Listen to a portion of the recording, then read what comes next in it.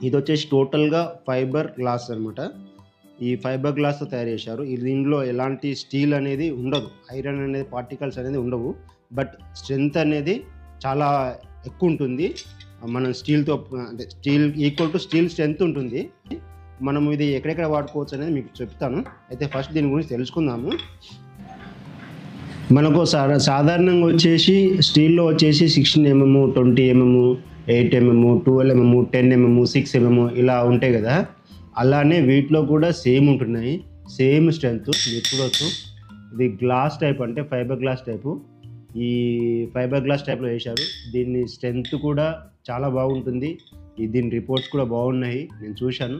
కానీ ఇది ఇప్పుడైతే గవర్నమెంట్ అప్రూవల్ ప్రకారం అయితే బిల్డింగ్ కన్స్ట్రక్షన్కి అప్రూవల్ ఇంకా రాలేదు. బట్ ఫ్యూచర్లో వస్తుంది. ఇంకా కొంచెం ఇంప్రూవ్ చేసుకొని వాళ్ళు